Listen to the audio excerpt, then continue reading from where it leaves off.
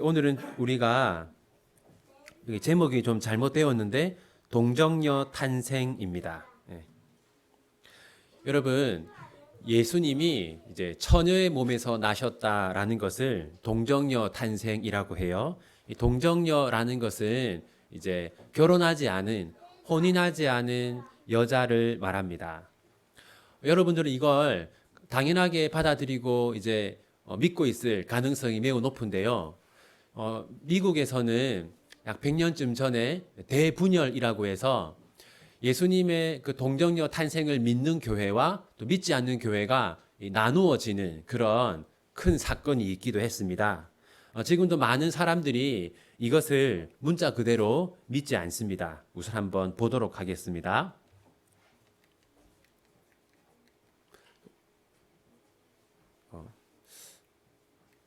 넘겨주시겠어요? 다음.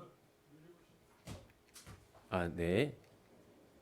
여러분, 우리가 지난 주일에 구원자의 자격에 대해서 살펴보았습니다. 그래서 우리의 구원자는 반드시 두 가지의 자격을 갖추어야 한다라고 했는데 그 두 가지가 무엇이었습니까? 구원자의 자격 두 가지. 네. 진짜 사람이어야 하고 또 진짜 하나님이어야 한다. 이 두 가지가 우리 구원자의 자격이었습니다.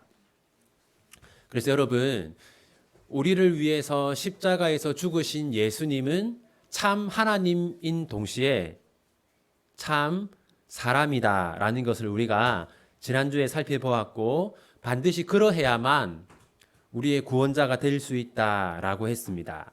그 이유는 먼저 하나님이기만 하고 사람이 아니라면 무엇을 할 수 없냐면 우리를 대표해서 죽을 수가 없습니다.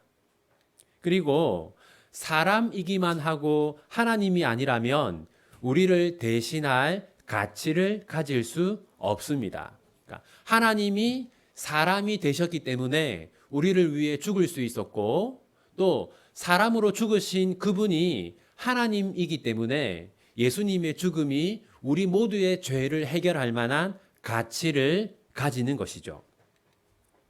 그런데 여러분, 예수님이 하나님이자 사람이다라는 것을 부정하는 이단들이 있습니다. 먼저 예수님이 사람이다라는 것을 강조하는 사람들을 자유주의라고 합니다. 이 자유주의는요, 이런 특성을 가지고 있어요. 첫 번째는 성경을 합리적으로 해석합니다. 그래서 성경에서 여러분 과학적으로 설명이 안 되는 사건들 있지 않습니까? 예를 들어서 여호수아가 전쟁 중에 그 하늘을 보면서 뭐라고 했습니까? 뭐라고 했습니까? 여호수아가 하늘을 보고 태양아 멈춰라 했잖아요. 그죠? 네. 그런데 이 자유주의에서는 이걸 문자적으로 믿지 않습니다. 왜냐하면 뭐라고 하냐면 그러면은 태양이 멈추면 이제 지구의 자전도 멈추고 갑자기 지구가 자전을 멈추면 이 지구상에 있는 모든 것들이 큰 충격을 받아서 지구가 멸망한다. 그래서 그런 사건은 있을 수가 없다. 자유주의는 그렇게 얘기합니다. 두 번째, 전통적인 해석을 부정합니다. 그래서 오랫동안 교회가 성경을 해석해온 방식들이 있는데 그것을 대부분 잘못된 것이다 라고 해요. 세 번째는 성경의 권위를 아주 낮추어 봅니다. 그러니까 우리는 여러분 성경에 이런 말씀이 있다라고 하면 그렇구나 하고 받아들이는데 이 사람들은 주로 이렇게 여깁니다. 성경에는 하나님의 말씀이 있지만 하나님의 말씀이 아닌 것도 있다. 이렇게 생각을 해요. 네 번째는 이 초월성을 부정합니다. 여러분, 그래서 성경에 보면 기적적인 사건들이 있지 않습니까? 그러니까 예수님이 처녀의 몸에서 난 것은 상식적으로는 설명이 안 되는 기적이잖아요. 이런 것들은 인정하지 않습니다. 그리고 도덕성을 강조해요. 착하게 살아야 한다. 이게 이제 흔히 우리가 말하는 자유주의입니다. 이 자유주의를 흔히 이제 시작한 사람이라고 불리는 사람은 알브레이트 리틀이라는 사람이 흔히 이제 자유주의를 가장 확산시킨 사람으로 알려져 있습니다. 이 사람은 뭐라고 하냐면요. 과학과 종교는 상충되지 않는다. 그러니까 충돌하지 않는다. 무슨 말이냐면 과학은 사실을 말하고 종교는 교훈을 말한다라고 해요. 흔히 이게 이제 오늘날 아주 유행하고 있는 유신진화론하고도 비슷합니다. 이런 사람들은요. 창세기 1장을 문자 그대로 믿지 않습니다. 왜냐하면 과학적이지 않기 때문에 그 사람들이 볼 때. 그래서 창세기 1장을 우리가 문자 그대로 믿을 것이 아니라 이 창세기 1장이 어떤 교훈을 주는가 그걸 봐야 한다고 말해요. 그래서 창세기 1장은 하나님이 6일 동안 세상을 창조한 걸 말하지 않는다. 왜냐하면 전에 한번 말씀드렸잖아요. 이제 지구 과학자들이 그 지구를 보면 최소한 지구가 수천만 년에 걸쳐서 이 지구가 지금의 모습이 된 것으로 과학자들은 생각을 하거든요. 그러니까 창세기 1장에 나오는 이 6일의 창조는 과학적이지 않기 때문에 믿지 않습니다. 그 사람들은 대부분 뭐라고 하냐면요. 이 창세기 1장은 하나님이 사람을 얼마나 소중하고 특별하게 여기는지를 보여준다. 이렇게 얘기합니다. 그러니까 성경에 기록된 사건 가운데 과학과 충돌하는 내용은 사실이 아니다. 이건 어떤 그냥 교훈을 주는 거다. 이렇게 해요. 자, 이런 사람들이 볼 때 예수님이 하나님이다라는 건 믿을 수가 없는 내용인 거예요. 그래서 자유주의에서는 예수님은 그냥 사람이다. 어떤 사람이냐면 역사상 가장 도덕적인 삶을 살았던 사람이다라고 합니다. 그리고 이 사람들은요. 구원이란 무엇이냐? 구원이란 이 땅에서 도덕적인 삶을 사는 거, 착하게 사는 게 구원이다. 이렇게 말해요. 그래서 성경책은 착하게 사는 방법을 우리에게 알려주는 책이다라고 합니다. 로마 가톨릭 천주교에서도 이런 해석이 있어요. 김수환 추기경도 이제 이런 말을 했는데 이제 김수환 추기경 다음으로 추기경이 되신 분입니다. 이 뭐라고 얘기하냐면요. 오병이어 아시죠? 이제 한 아이가 빵 조각 5개 그리고 빵 조각 5개 물고기 2마리를 이렇게 예수님께 드렸는데 예수님이 그거를 아주 많은 사람들이 먹을 수 있도록 이렇게 기적을 행하셨다라는 것을 로마 가톨릭에서는 문자 그대로 믿지 않습니다. 그러니까 뭐라고 하냐면 어린아이 하나가 자기의 먹을 것을 먼저 꺼내니까 다른 사람들도 그제서야 자기가 가지고 있던 감추어 두었던 먹을 것을 꺼냈다라고 해요. 이런 식으로 성경에서 그 과학적이지 않은 것들은 문자 그대로 믿지 않고 이건 그냥 어떤 교훈을 주는 거다 그렇게 생각을 합니다. 자, 이런 사람들은 당연히 예수님이 하나님이다라는 걸 믿지 않죠. 이와 반대되게 예수님이 사람이다라는 걸 믿지 않는 이단들도 있습니다. 대표적으로 영지주의라는 이단이 있어요. 영지주의는요, 영적인 것은 선하고 물질적인 것은 악하다라고 주장해요. 그러니까 하나님은 영적이어야지 이 사람은 형체와 몸이 있는 물질이잖아요. 그러니까 하나님이 이 물질을 가질 수는 없다라고 했습니다. 그래서 초대 교회의 가장 큰 이단이 바로 이 영지주의였습니다. 자, 그럼 여러분, 이제 이런 이단들이 있었다는 걸 말씀드리고 우리는 예수님에 대해서 진짜 사람일 뿐만 아니라 진짜 하나님이다라고 우리는 믿어야 합니다. 그러면 하나님이 어떻게 사람이 되었는가? 성경에는 뭐라고 되어 있냐면 동정녀 마리아, 그러니까 처녀의 몸에서 예수님이 나셨다. 자, 이게 무슨 말이냐면 여러분, 일반적으로 이제 보편적으로 사람은 이렇게 이제 태어나죠. 먼저 이제 여자의 몸에 있는 난자와 남자의 몸에 있는 정자가 합쳐지면 수정란이 되고 이 수정란이 이제 자궁에 착상되면 착상된 상태로 엄마로부터 이제 피와 살을 공급받아서 자라게 되죠. 이게 일반적으로 사람이 이제 태어나고 출생하는 과정입니다. 그런데 예수님이 이런 식으로 태어나게 되면 어떤 문제가 생기냐면, 이게 뭡니까, 여러분? 이게 이제 족보를 말하는 거잖아요. 그죠? 자, 내가 있는데, 내가 있기 위해서는 또 나 위에 누가 있었어요? 아버지와 어머니가 있었죠? 그럼 또 여러분의 아버지와 어머니가 있기 위해서는 또 누가 있었어요? 또 어머니와 아버지가 있었죠. 그 위에도 어머니와 아버지가 있었어요. 이렇게 계속 올라가면 제일 위에는 누가 있겠습니까? 누가 있을까요? 오느마, 누구? 제일 위에는 누가 있을까? 그렇죠. 제일 위에는 이제 아담과 하와가 있죠. 다시 말해서 여러분, 아담이 자기 아들에게 무엇을 물려주었습니까? 우리 3주 전에 공부했었는데 뭘 물려주었습니까? 예, 원죄를 물려주었죠. 그래서 아담으로부터 계속해서 원죄가 내려오고 있어요. 그러니까 예수님이 우리가 앞에서 살펴본 이런 일반적인 방식으로 예수님이 태어났다면 예수님도 무엇을 가지고 태어나게 됩니까? 예수님도 원죄를 가지고 태어나게 돼요. 그래서 예수님은 이런 방식으로 태어나지 않았습니다. 한번 우리가 성경을 통해서 보겠습니다. 자, 교재 82쪽 1번. 그리스도는 누구의 능력으로 동정녀 마리아의 태에 임신되었습니까?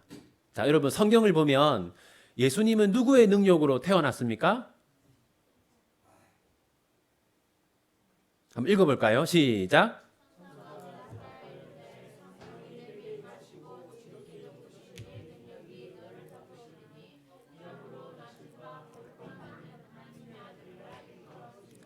여러분 크게 한번 줄 그어보세요.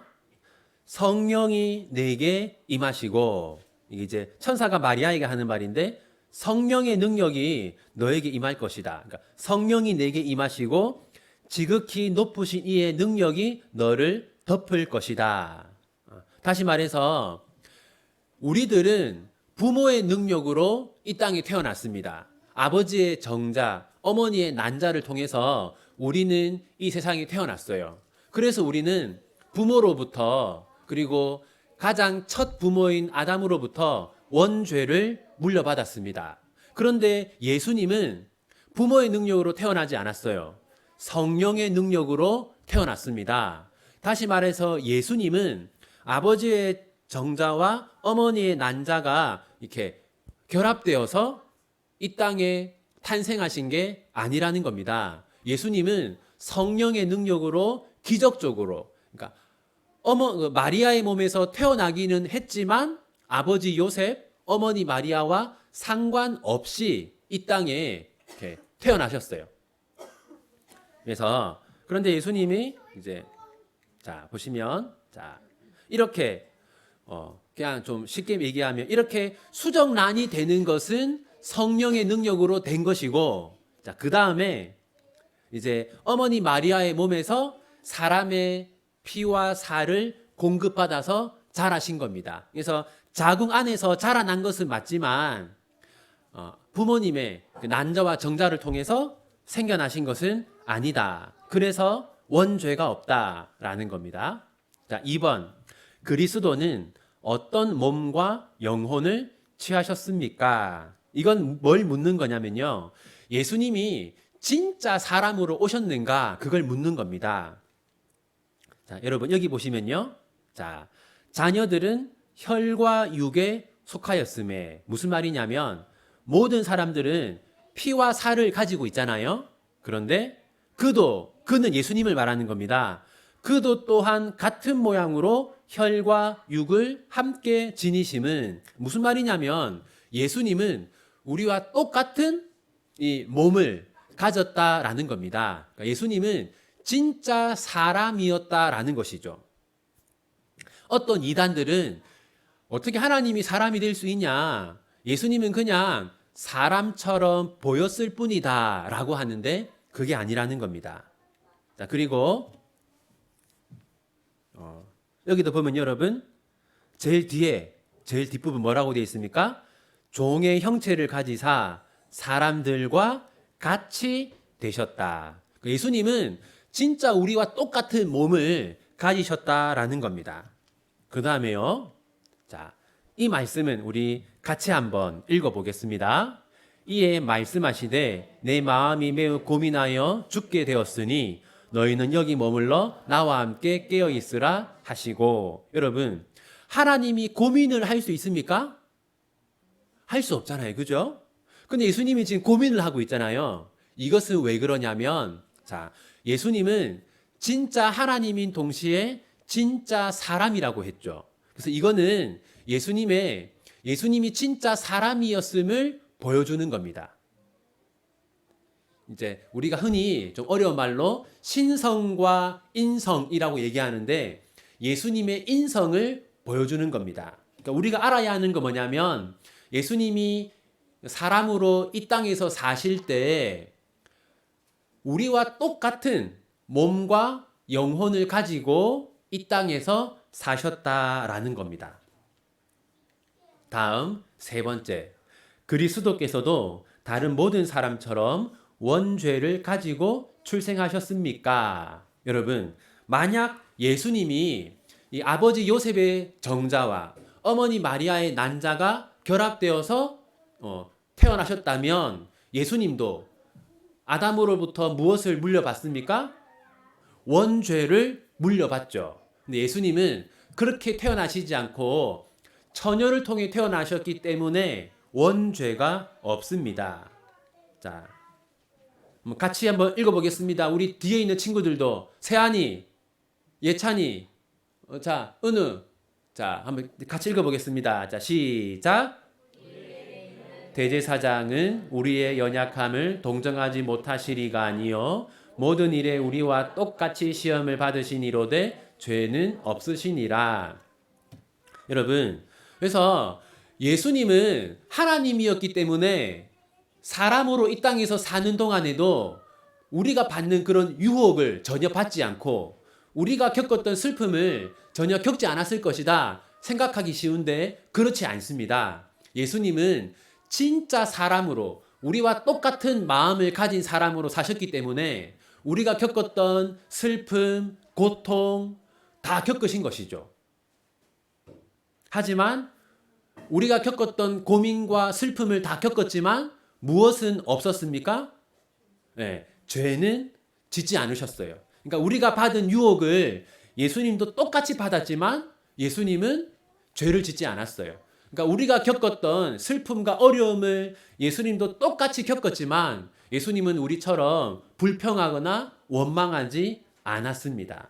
여기서 중요한 거는요. 예수님은 우리와 똑같은 마음과 영혼을 가지고 살았기 때문에 우리가 겪고 있는 아픔들을 다 아신다라는 겁니다. 이것도 읽어보겠습니다. 같이 읽겠습니다. 그가 우리 죄를 없애려고 나타나신 것을 너희가 아나니 그에게는 죄가 없느니라. 여러분, 그래서 예수님은 원죄도 없으시고 원죄가 없으실 뿐만 아니라 자범죄도 없으십니다.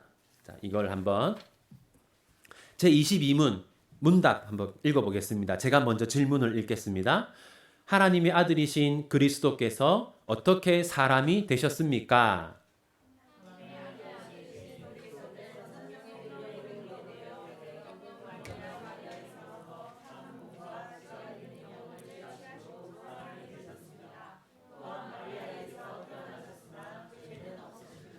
제가 해설을 한번 읽어보겠습니다. 하나님의 아들이신 그리스도께서는 성령의 능력으로 잉태되어 모든 인류는 아담으로부터 내려오는 원죄의 영향을 받고 있습니다. 아담의 후손으로 태어나는 모든 사람은 아담과 함께 죄를 짓고 아담과 함께 타락했습니다. 만약 예수님이 보통 생육법으로 출생하셨다면 예수님 역시 원죄의 영향 안에 있게 됩니다. 그러면 예수님도 한 명의 죄인일 뿐 우리의 구원자가 되실 수는 없습니다. 그래서 예수님은 보통 생육법이 아니라 특별한 방식으로 출생하셨습니다. 부모의 능력이 아니라 성령의 능력으로 잉태되셨습니다. 예수님은 성령의 능력으로 잉태되심으로써 원죄 없이 출생하셨습니다. 이 동정녀 마리아의 몸에서 참 몸과 지각 있는 영혼을 취하심으로 사람이 되셨습니다. 예수님은 약 10개월 동안을 마리아의 자궁에 머무셨습니다. 그동안 마리아로부터 사람의 몸과 사람의 영혼을 취하셨습니다. 이로써 예수님은 실제 사람이 되셨습니다. 하지만 예수님의 신성이 훼손된 것은 아닙니다. 예수님의 신성은 여전히 그대로 남아 있었습니다. 예수님은 여전히 하나님이셨습니다. 예수님은 신성을 그대로 가지신 상태에서 인성을 취하셨습니다. 예수님의 신성과 인성은 변질되거나 혼합되지 않고 한 인격 안에서 두 본성으로 남아 있었습니다. 그리하여 예수님은 참 하나님이자 참 사람이 되셨습니다. 3. 예수님이 사람의 몸과 사람의 영혼을 취하심으로 실제 사람이 되셨지만 죄로부터는 완전히 자유하셨습니다. 이는 성령의 능력이 예수님과 함께 하였기 때문입니다. 만약 예수님이 마리아로부터 원죄를 물려받으셨다면 예수님은 자신의 의로움을 우리에게 전가해 주실 수 없습니다. 또 우리의 죄를 대신 짊어지시고 대속의 죽음을 죽으실 수도 없습니다. 자, 그래서 오늘 우리가 살펴본 내용은 바로 이것이 예수님이 처녀인 마리아의 몸에서 태어난 이유다라는 겁니다. 자, 84쪽 해설 보았고, 이제 85쪽 한번 이제 보겠습니다. 1번. 예수님은 우리를 구원하시기 위해 하나님의 지위에서 사람의 지위로 내려오셨습니다. 지금 우리가 하나님의 사랑을 전하기 위해 내려가야 하는 곳은 어디입니까? 무슨 말이냐면 예수님은 우리를 구원하기 위해서 하나님이신 그분이 사람이 되셨다라는 거죠. 우리도 누군가를 사랑하거나 누군가를 돕기 위해서는 우리가 손해를 보고 우리가 어려움을 겪어야 할 때가 있습니다. 그때 우리가 이 예수님의 낮아짐을 생각하면서 다른 사람을 섬기는 일에 좀 더 힘을 내어야 한다는 그런 뜻입니다. 2번, 예수님은 우리의 아픔을 아십니다. 참 사람이 되셨기 때문입니다. 주님께서 이해 못할 고통은 없습니다. 누구에게도 말하지 못한 상처가 있다면 조용히 주님께 나갑시다. 예수님은 우리와 똑같은 영혼과 마음을 가지고 이 땅에서 사셨습니다. 그래서 예수님은 우리가 지금 겪고 있는 아픔과 슬픔들을 예수님도 다 겪으셨고 또 동시에 아십니다. 그러니까 우리가 하나님께 기도할 때 하나님 지금 제가 얼마나 힘든지 아시지요. 이런 마음으로 우리가 하나님께 기도할 수 있다는 겁니다.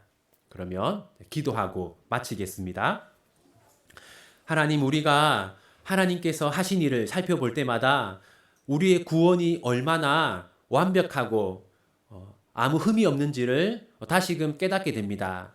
하나님이 우리를 위해 행하신 일은 너무나 지혜롭고 너무나 완벽해서 참으로 저희의 구원은 흔들릴 수 없는 완전한 구원인 것을 알게 됩니다.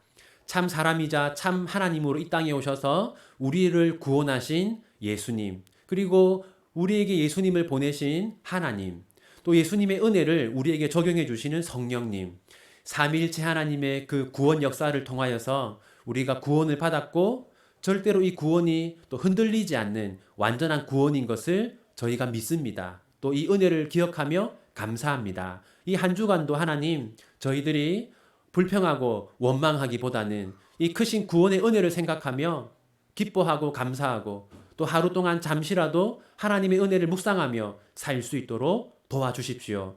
우리 비전교회 성도들의 어려움과 아픔과 슬픔을 하나님 아십니다. 우리가 하나님께 우리 아픔과 슬픔을 내려놓고 또 기도로서 마음을 나눌 때 하나님 우리를 위로하시고 우리에게 힘을 허락하여 주십시오. 우리 비전교회가 또한 서로의 아픔과 슬픔을 나누고 위로하고 격려하고 서로에게 힘을 주는 건강하고 아름다운 그런 공동체가 되게 하여 주십시오.